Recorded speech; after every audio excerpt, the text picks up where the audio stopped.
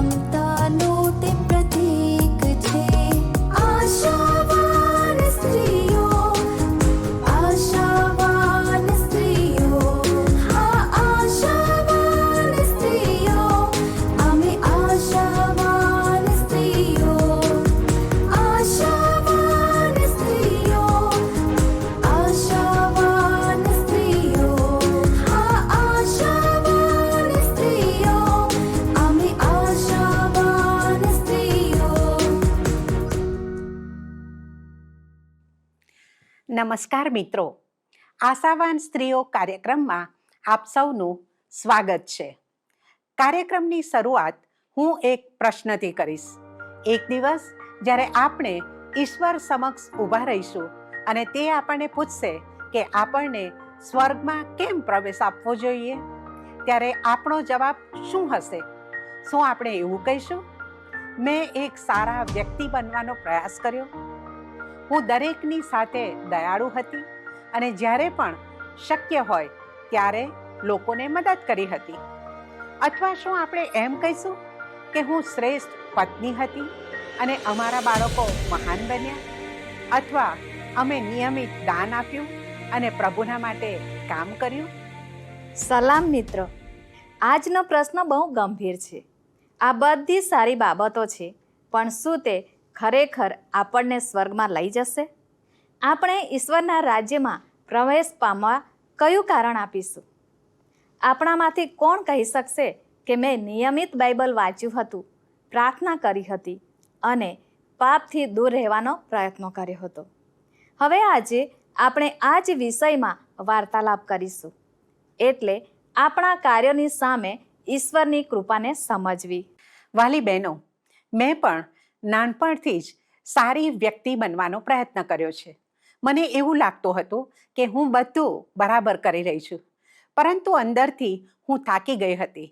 હું સતત ધાર્મિક પ્રવૃત્તિઓમાં વ્યસ્ત રહીને ઈશ્વરની કૃપા મેળવવાનો પ્રયાસ કરી રહી હતી, પણ ખરેખર મારે ઈસુ સાથે વ્યક્તિગત સંબંધ બાંધવાની જરૂર હતી. પ્રિય બહેનો, આપણામાંથી ઘણી સ્ત્રીઓ ધાર્મિક પ્રવૃત્તિઓથી શાંતિ અનુભવે છે, ખરું ને? વિશ્વાસ જાણે કે ઈશ્વર સાથેના સંબંધને બદલે એક પ્રદર્શન બની જાય છે. જ્યારે આપણે કોઈ બાબતમાં સફળ થઈએ છીએ ત્યારે જ એવું અનુભવીએ છીએ કે આપણે સારી રીતે સેવા કરીએ છીએ, કંઈક પ્રાપ્ત કરીએ છીએ અથવા આપણે બધું યોગ્ય કરી રહ્યા છીએ. તેથી આપણે અભિમાની અને સ્વન્યાયી બનીએ છીએ. અને જ્યારે વસ્તુઓ આપણી આશા મુજબ ન ચાલે ત્યારે આપણે ઊંડી નિરાશામાં પડી જઈએ છીએ, કારણ કે આપણે માનીએ છીએ કે આપણે બધાને અને ખાસ કરીને ઈશ્વરને નિરાશ કરી રહ્યા છે. તેથી આપણે આમ તેમ ફાંફા મારીએ છીએ.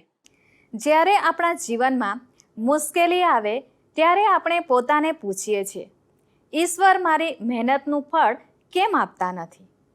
તે સમયે આપણે મૂંઝવણ અને દગો અનુભવીએ છીએ. તેથી બીજો ભયાનક વિચાર આપણા મનમાં આવે છે, કદાચ આપણો પ્રયત્ન હજુ પણ પૂરતો નથી. કદાચ આપણે ઈશ્વરના પ્રેમ અને કૃપાને લાયક નથી. તેથી જ કૃપા અને કાર્યો વચ્ચેનો તફાવત સમજવો ખૂબ જ મહત્વનું છે.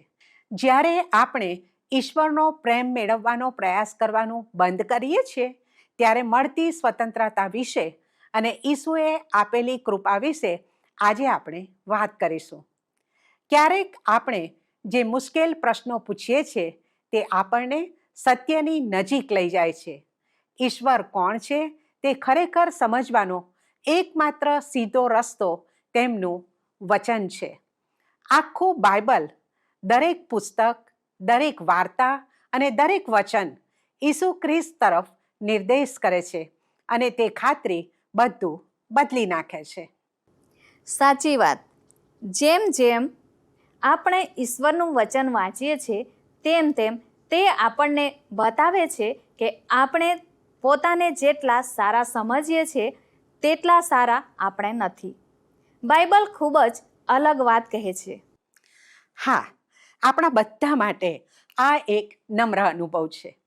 આપણે એવું અનુભવીએ છીએ કે આપણે બીજા બધાની જેમ પાપી છીએ અને ઈશ્વર આપણને કંઈ પણ આપવાના નથી.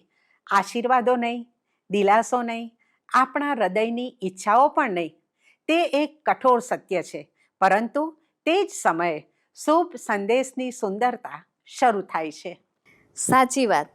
કારણ કે બાઇબલ આપણને આપણા પાપ તો બતાવે છે, પણ તે જ સમયે તે બતાવે છે કે ઈશ્વર આપણને પ્રેમ કરે છે.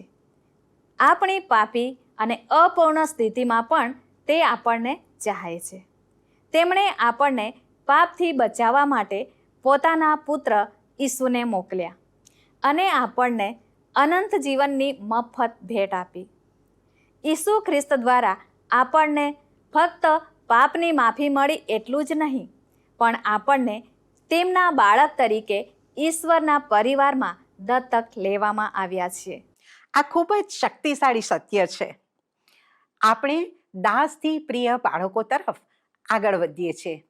ઈશ્વરે એક વચન પણ આપ્યું છે કે આપણને ઈશ્વરના પ્રેમથી કોઈ ક્યારેય અલગ કરી શકશે નહીં. કોઈ નિષ્ફળતા નહીં, કોઈ મુશ્કેલી નહીં, કોઈ ભૂલ નહીં. આપણે ઈશ્વરના હાથમાં સુરક્ષિત છીએ. આ ખાતરી ઈશ્વર સાથેના આપણા સંબંધને જોવાની આપણી રીતને બદલી નાખે છે. આપણે આખરે સમજીએ છીએ કે ઈશ્વરનો પ્રેમ મેળવવા માટે આપણે કંઈ કરી શકતા નથી. તે જ સમયે ઈશ્વરના પ્રેમને ગુમાવવા માટે પણ આપણે કંઈ કરી શકતા નથી. બાઇબલ જણાવે છે, ના મૃત્યુ, ના જીવન, ના દૂતો, ના શાસકો, ના વર્તમાન કે ના ભવિષ્ય અને સૃષ્ટિની કોઈ પણ વસ્તુ આપણને ખ્રિસ્ત ઈસુમાં ઈશ્વરના પ્રેમથી અલગ કરી શકતું નથી. અને તે આપણને એક શબ્દ તરફ દોરી જાય છે, તે છે ઈશ્વરની કૃપા. કૃપા આ એક એવો શબ્દ છે જેના વિશે આપણે ગીતો ગાઈએ છીએ, ઉપદેશો સાંભળીએ છીએ અને ક્યારેક પ્રાર્થનામાં બોલીએ છીએ. પરંતુ આપણામાંથી ઘણા લોકો દરરોજ ઈશ્વરની કૃપામાં જીવનનો અર્થ શું છે તે સંપૂર્ણપણે સમજી શકતા નથી. આપણામાંથી ઘણા લોકો માટે કૃપા એ ફક્ત ઉદ્ધાર સાથે જોડાયેલી વસ્તુ છે. આપણે ઘણીવાર કૃપાને એવી ભેટ તરીકે વિચારીએ છીએ જે આપણને પાપથી બચાવે છે ને તે એકદમ સાચું છે, પરંતુ કૃપા ત્યાં અટકતી નથી. તમારી વાત સાચી છે. ઈશ્વરની કૃપા આપણા જીવનમાં દરરોજ કાર્ય કરવાનું ચાલુ રાખે છે. તે આપણને આકાર આપે છે, આપણને રૂપાંતરિત કરે છે અને સતત પ્રયત્ન કરવાને બદલે શાંતિ અને સ્વતંત્રતામાં જીવવા માટે સક્ષમ બનાવે છે. એફએસી 2:8 બાઇબલ બહુ સ્પષ્ટ કહે છે, કેમ કે તમે કૃપાથી વિશ્વાસ દ્વારા તારણ પામેલા છો અને એ તમારાથી નથી, રખેને કોઈ અભિમાન કરે. મારી બહેનો, ઈશ્વરની કૃપા એ માત્ર આપણને બચાવનાર શક્તિ જ નથી, પણ તે આપણને વિવિધ ભૂમિકાઓમાં મહિલાઓ તરીકે ટકાવી રાખે છે. મિત્રો, કલ્પના કરો કે બે માણસો ઊંડા ખાડામાં પડી ગયા અને તેઓ બહાર નીકળી શકતા નથી. દિવાલો ઢાળવાળી છે, તેમના પગ નીચેની માટી ખસી રહી છે અને તેઓ મહેનત કરે છે પણ ટોચ પર પહોંચી શકતા નથી. પહેલો વ્યક્તિ ફક્ત પ્રયત્નો કરવા દ્વારા બચવા માટે મક્કમ બને છે. દરેક વખતે જ્યારે તેઓ પાછા પડે છે ત્યારે તેઓ વધુ મક્કમતાથી ફરી પ્રયાસ કરે છે. તેઓ માને છે કે જો તેઓ ફક્ત પૂરતી મહેનત કરે, પૂરતા મજબૂત બને અથવા પૂરતો સમય પ્રયાસ કરે તો તેઓ આખરે બહાર નીકળી જશે. મિત્રો, આપણા આધ્યાત્મિક જીવનમાં કાર્યો દ્વારા જીવવું ઘણીવાર આવું જ દેખાય છે. આપણું વર્તન, આપણી સિદ્ધિઓ અને આપણા ધાર્મિક પ્રયત્નો દ્વારા આપણે ઈશ્વર માટે પૂરતા યોગ્ય છીએ તે સાબિત કરવાનો સતત પ્રયાસ કરીએ છીએ. બીજો વ્યક્તિ પણ પહેલા પ્રયાસ કરે છે, પરંતુ થોડા સમય પછી તેને કંઈક મહત્વપૂર્ણ ખ્યાલ આવે છે. ખાડો ખૂબ ઊંડો છે, તેથી ટોચ પર પહોંચવા માટે તેનો કોઈ પ્રયાસ પૂરતો નહીં હોય. બસ એક બચાવનાર તેને ઉપર દેખાય છે. તે એક મજબૂત દોરડું અંધારામાં નીચે ઉતારે છે અને મુક્ત રીતે મદદ કરવા માંગે છે. પેલા ખાડામાં રહેલા વ્યક્તિએ તે દોરડું બાંધ્યું નથી. તે બચી શકે એમ નથી, પણ તેઓ ફક્ત બચાવનાર પર વિશ્વાસ કરીને દોરડું પકડીને બહાર નીકળી શકે છે. મિત્રો, આ તો ઈશ્વરની કૃપાનું ચિત્ર છે. મુક્તિ કે ઉદ્ધાર એવી વસ્તુ નથી જે આપણે પોતાની મહેનતથી પ્રાપ્ત કરી શકીએ. તે આપણને આપવામાં આવેલી ભેટ છે. આપણે અનુભવીએ છીએ કે આપણે પોતે કે આપણા સારા કાર્ય આપણને બચાવી શકતા નથી. ઈશ્વરની કૃપા વડે આપણને પહેલેથી જ બચાવી લેવામાં આવ્યા છે. ઈશ્વર કરે છે ઉપકાર, આપણો કરે છે ઉગાર, તે સારો છે, સારો છે સહુકાર. કેમ કે તેની કૃપા, કૃપા, કૃપા, કૃપા, કેમ કે તેની કૃપા ટકી રહેશે સદાકાળ.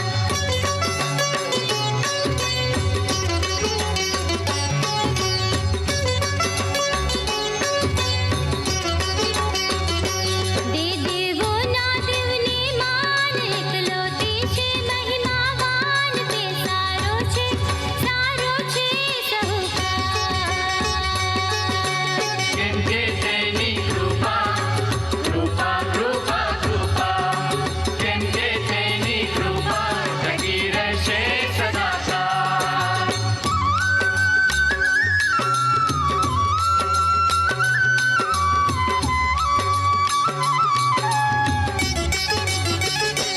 સંદા સૃષ્ટિના પ્રભુને, ત્રિલોકના મહાવિભુને સ્તોત્રો કરો, કરો સહુકાર. કેમ કે તેની કૃપા, કૃપા, કૃપા, કૃપા, કેમ કે તેની કૃપા ટકી રહેશે સદાકાળ.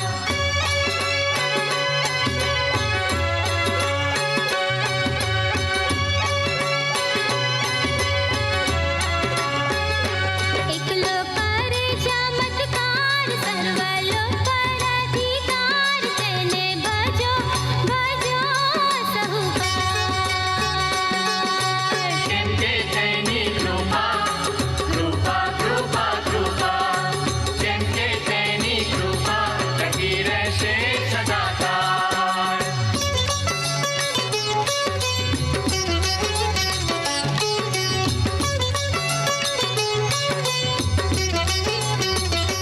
સર્વ કરતા બુદ્ધિમાન, સહુનો રક્ષક સ્તુતિમાન, તે સારો છે, સારો છે સહુકાર. કેમ કે તેની કૃપા, કૃપા, કૃપા, કૃપા, કેમ કે તેની કૃપા ટકી રહેશે સદાકાળ.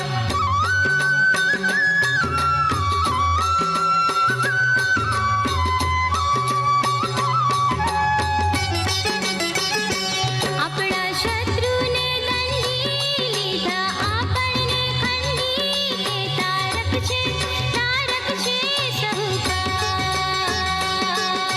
કેમ કે તેની કૃપા, કૃપા, કૃપા, કૃપા. વાલી બહેનો, એક બાબત આપણે સમજવાની જરૂર છે કે ઈશ્વરની કૃપા ફક્ત આપણા ઉદ્ધાર પૂરતી જ મર્યાદિત નથી, પણ તે રોજિંદા જીવનમાં પણ દેખાય છે. ઈશ્વરની કૃપા આપણને વાસ્તવિક જીવનમાં પરિવર્તન લાવવા મદદ કરે છે.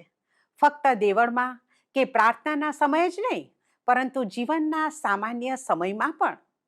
જ્યારે જીવનમાં આપણે પીછેહટ કરીએ છીએ ત્યારે ઈશ્વરને પ્રેમ કરવામાં, જ્યારે આપણે ખૂબ દુઃખી થઈએ છીએ ત્યારે માફ કરવામાં, અને જ્યારે આપણે સંપૂર્ણપણે થાકી જઈએ છીએ ત્યારે સામર્થ્ય શોધવામાં ઈશ્વરની કૃપા જ આપણને મદદ કરે છે.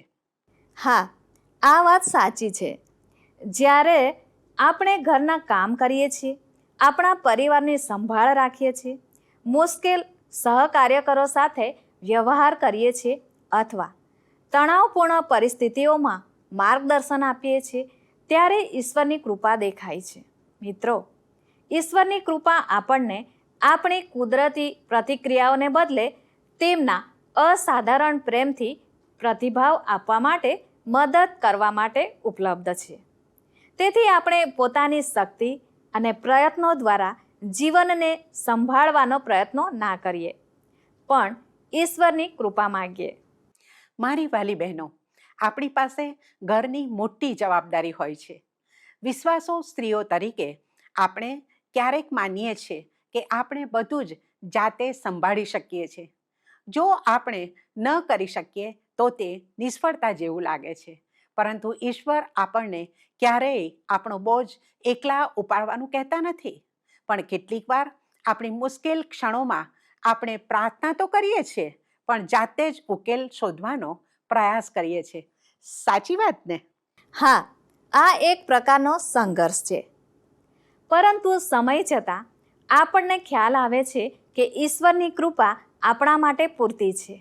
તેથી આપણી નબળાઈઓને છુપાવવાને બદલે અથવા પોતાની શક્તિથી તેને દૂર કરવાનો પ્રયાસ કરવાને બદલે આપણે તેમને ઈશ્વર પાસે લાવી શકીએ છીએ. કારણ કે જ્યાં આપણે નિર્બળ હોઈએ છીએ ત્યાં ઈશ્વર બળવાન હોય છે.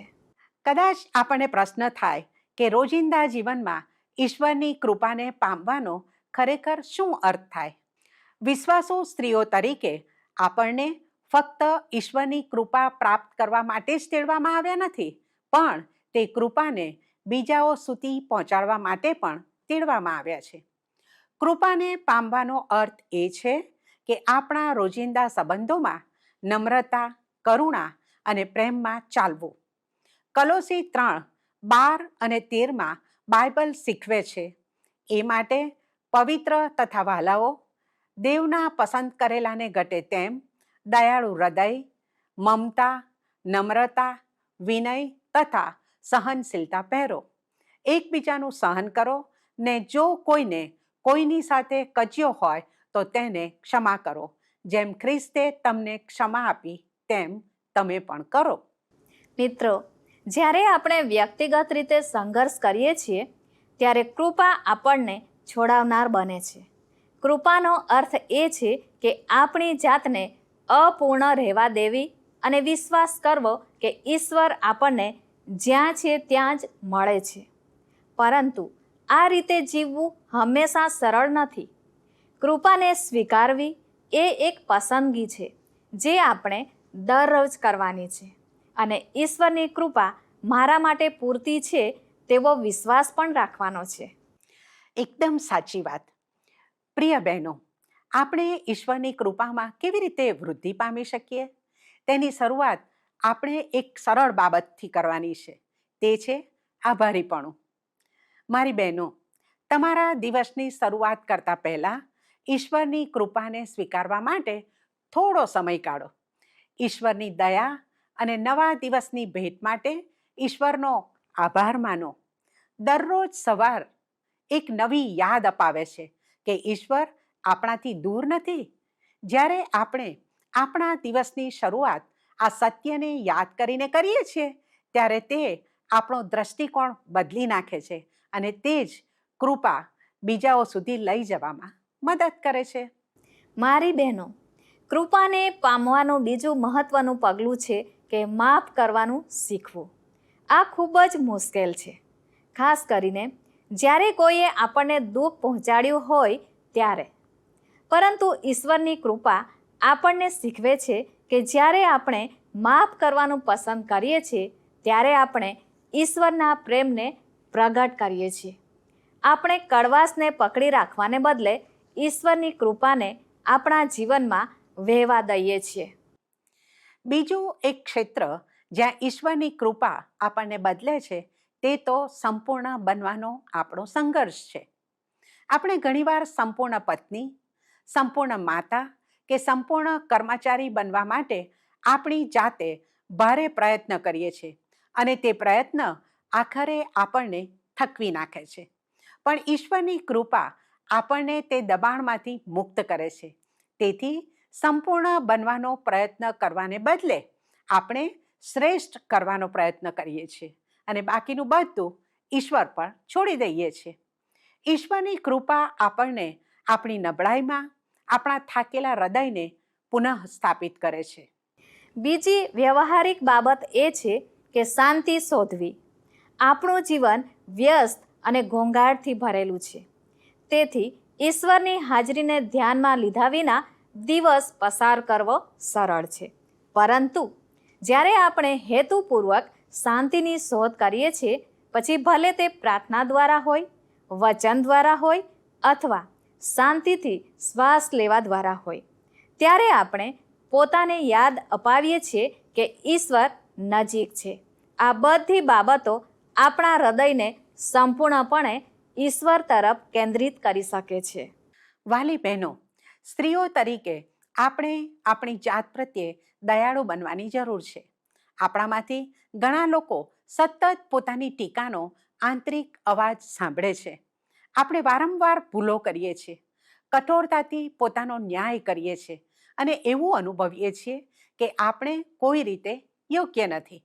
પરંતુ ઈશ્વરની કૃપા ફક્ત બીજાઓ માટે જ નહીં, પણ આપણા માટે પણ છે. ઈશ્વરની કૃપાને સ્વીકારવી એટલે તેમના પ્રેમથી આપણી નિષ્ફળતાઓને ઢાંકવી અને ભલે આપણે નિષ્ફળ જઈએ તો પણ તે હજી પણ આપણામાં કાર્ય કરી રહ્યા છે એવો વિશ્વાસ રાખવો. જ્યારે આપણે આ રીતે જીવવાનું શરૂ કરીએ છીએ ત્યારે જીવનમાં કંઈક સુંદર બને છે. સાચી વાત. આપણે ઈશ્વરના પ્રેમના પરિવર્તનશીલ સામર્થ્યનો અનુભવ કરીએ છીએ. કૃપા આપણને યાદ અપાવે છે કે આપણું મૂલ્ય આપણી સિદ્ધિઓ કે યોગ્યતાથી આવતું નથી, પણ ઈશ્વરના સંપૂર્ણ પ્રેમથી આવે છે. તે પ્રેમ જ આપણને બદલી નાખે છે. તેથી વિશ્વાસુ સ્ત્રીઓ તરીકે આપણે સુંદર સત્યમાં વિશ્રામ લઈ શકીએ છીએ કે ઈશ્વરની કૃપા ફક્ત આપણા ઉદ્ધારના સમય પૂરતી જ નથી, પણ તે આજ, આવતીકાલ અને આવનારા દરેક દિવસને માટે છે. મિત્રો, જ્યારે આપણે કૃપાથી જીવવાનું શીખી લઈએ છીએ ત્યારે આપણે સૌથી સામાન્ય ક્ષણોમાં પણ ઈશ્વરની શાંતિ, પ્રેમ અને તેમના પરિવર્તનશીલ કાર્યનો અનુભવ કરી શકીએ છીએ. મારી બહેનો, જ્યારે આપણે ખરેખર ખ્રિસ્તનો અનુભવ કરીએ છીએ ત્યારે આપણા કાર્યો તે સંબંધમાંથી વહેવા લાગે છે. આપણે એવી રીતે જીવીએ છીએ જે ઈશ્વરને પ્રતિબિંબિત કરે છે અને અન્ય લોકો પણ ઈસુ જે ભરપૂર જીવન આપે છે તેનો અનુભવ કરી શકે છે. યોહાન 10:10 તેનું વર્ણન કરતા ઈસુ કહે છે, ચોરી કરવા, મારી નાખવા તથા નાશ કરવા સિવાય બીજી કોઈ મતલબથી ચોર આવતો નથી. તેઓને જીવન મળે અને તે પુષ્કળ મળે માટે હું આવ્યો છું. આ ભરપૂર જીવન ઈશ્વરની કૃપાથી શરૂ થાય છે અને આપણે તે પ્રાપ્ત કરી લીધું છે. મિત્રો, ખ્રિસ્તી જીવન ઈશ્વરની કૃપા અને વિશ્વાસુ આજ્ઞા પાલનના સમતોલનમાં જીવવા વિશે છે. તે મને નીતિ વચનો 31 જે સ્ત્રીનું વર્ણન છે તેની યાદ અપાવે છે. તેને ઘણીવાર સંપૂર્ણ સ્ત્રીના ચિત્ર તરીકે ઓળખવામાં આવે છે અને ક્યારેક તે સમજ્યા વિના આપણે તેના જીવનને એક અશક્ય લાગતી યાદીમાં મૂકી દઈએ છીએ.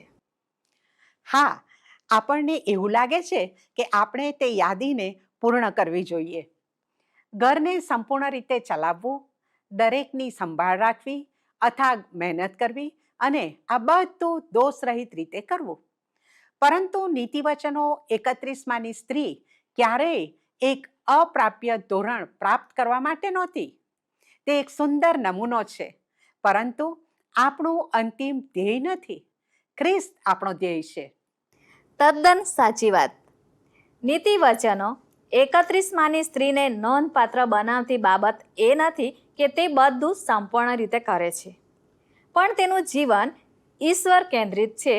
તેનું જીવન ઉત્સાહી, હેતુપૂર્ણ અને ઈશ્વર સાથેના સંબંધ દ્વારા ઘડાયેલું છે.